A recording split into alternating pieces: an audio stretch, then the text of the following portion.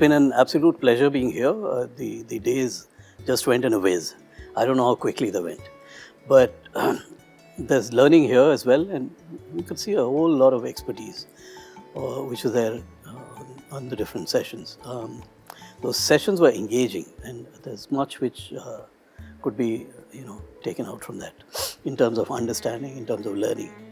So there was, if there was neuroplasticity happening being discussed, there certainly was neuroplasticity happening in me, certainly in a whole lot of us who were there in the hall. I think this summit is a good. It is a good churn, because all these different viewpoints, all the different perspectives, all these different expertises, even if they happen to overlap, but there's still fresher ways of looking at even the same phenomenon or the same situation. So I'm sure that this summit is going to have far-reaching ramifications. To the extent that, if I could sort of quote Shakespeare a little, he talked about the good being interred with the good is oft interred with our bones.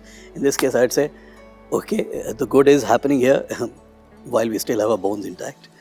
But the good should outlast our bones as well. And it should certainly not be interred with the bones, but it should be there as a lasting legacy. So I think the conclave is a huge step in that direction. I think much will come out of it. Everybody goes back a little richer, a little fuller, maybe with more understanding. There are nuances. No one person is complete. No one viewpoint is complete. And there's learning, and learning never stops. It's a ceaseless till end of life process. At least that is the way it should be. So if I speak for myself, I think I speak for most of everybody who was here. These 3 days were 30 days, if I could put it like this. But these 3 days were very instructive, very illuminating, very engaging, and there's a lot. The venue is fantastic. I mean, it's an enormous hall which has got a huge seating capacity. Structurally, the acoustics are absolutely great. Everything is just right. The seating is comfortable. I mean, when you have these things, the mechanics are in place, and that can, of course, sometimes impact what happens on the stage as well. You can have somebody sitting on an uncomfortable chair, and they'll begin to get edgy after maybe 2 hours, and they'll want to go out. None of that was happening. So I'm not saying it was happening only because of the chairs, but it was also happening because of what was being said. But like I said, an absolutely awe-inspiring, I suppose, venue. It's so beautiful outside. There's the sound of nature. There's water, all the different elements. The skies are clear. I'm from Delhi. You don't really have skies like this, so it's a godsend in that sense.